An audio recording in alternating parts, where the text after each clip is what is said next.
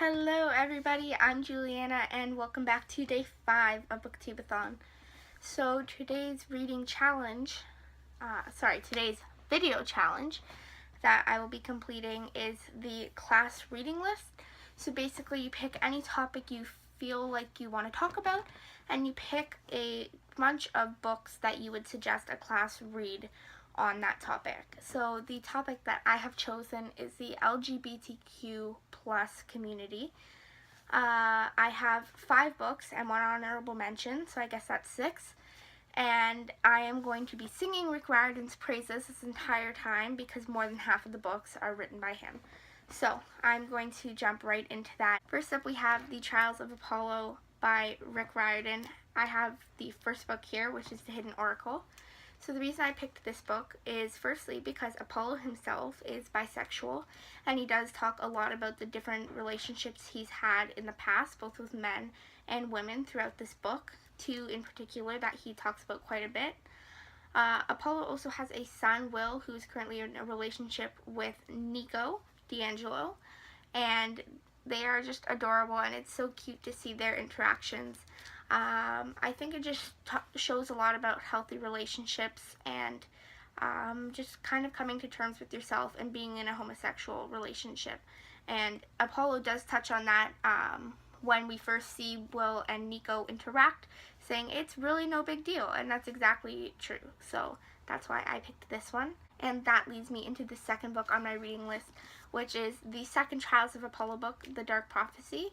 As I already mentioned, Apollo himself is bisexual, and we also get to see from a lesbian couple in this book that left his sister Artemis's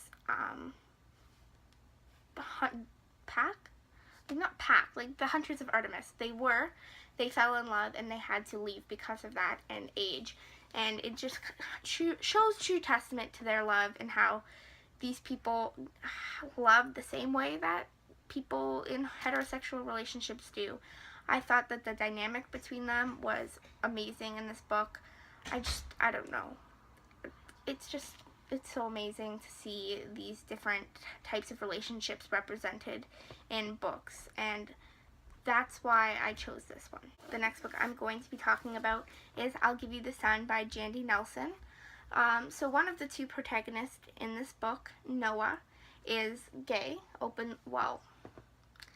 as the readers, we know that he is gay, and this book really kind of focuses on his struggle of trying to deal with this, trying to accept himself, trying to deal with the crushes he's having that he shares with his sister, trying to deal with coming out, all these different struggles that he feels. I believe he's 13 from his point of view in this book, and it's really interesting to see that dynamic, to see how he deals with this, and I think that it's a really accurate representation of how people feel going through this time in their lives. So I definitely think that this is a great pick to talk about that topic. The next book I have here is City of Ashes by Cassandra Clare.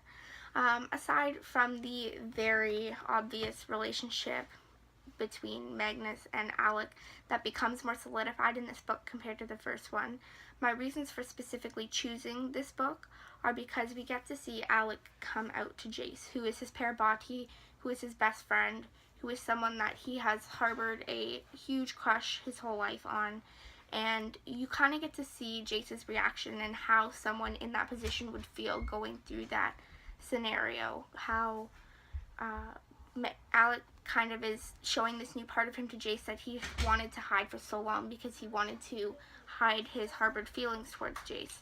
So I think that this book is a really good kind of representative of what it's like to go through that struggle and what it's like to react to that as well. And finally on my reading list I have Magnus Chase and the Hammer of Thor, which is the second book in the Magnus Chase and the Gods of Asgard series. My reason for choosing this book is because we see, and personally as far as I can recollect, I believe this is the first time I've seen this in a book, a gender fluid person who plays a main role in the plot of this book. They're a main named character. They're named Alex Fierro. They are absolutely badass, and kind of the relationship between Alex trying to explain their orientation, how they flip back and forth. Magnus trying to understand this, Magnus trying to adjust to this, Magnus trying to react and be respectful, while at the same time being curious about it and wanting to learn about it so he can be as respectful as possible and show Alex the respect that they deserve. So this plays a lot with the pronouns that people who are gender fluid have to constantly be explaining to people. This deals a lot with the struggles. This deals a lot with the prejudices. Rick often has a very, very diverse group of people in his books, from race, religion, sexual orientation, gender identity, and that's part of the reason I love him as an author so much, and I've been singing his praises and recommending all his books this entire time. But I definitely think that the relationship between Magnus and Alex in this book, trying to understand, trying to explain something that a lot of people don't grasp the concept of, and I think this book did an amazing job of that, because even though I had knowledge of gender fluid people going into this book, this definitely explained it a lot more, and I came out with a much clearer perspective on what it's like to go through that. So yeah. And my honorable mention would just be House of Hades by Rick Riordan, because this is the book where Nico is kind of forcibly pushed out of the closet by Cupid in front of Jason. So and he had to come to terms with his feelings for Percy. And I think that that was a big revelation in his life. That was kind of the point that I envision as someone just kind of being honest with themselves about it. So that is my reading list on the LGBTQ plus community. I'm sure there are plenty of other books. I know there are other books that I left out, and I would like to hear some of your favorites where you get to connect with and learn about characters that are different members of the LGBTQ plus community. As far as my reading update goes, I am currently about 100 pages away from finishing the second Trials of Apollo book. I am so enjoying this series. As I said, about 100 pages.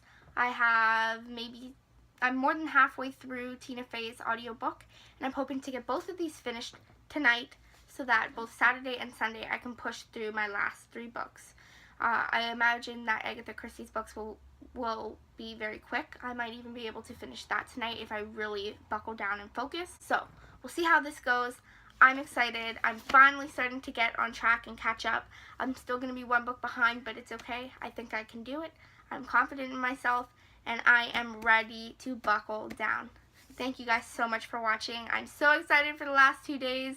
I'm feeling the adrenaline rush, and I'm so ready to put the final push in. So thank you guys so much for watching. I hope you're having a great time with your Booktubeathon, and I will see you again soon. Bye.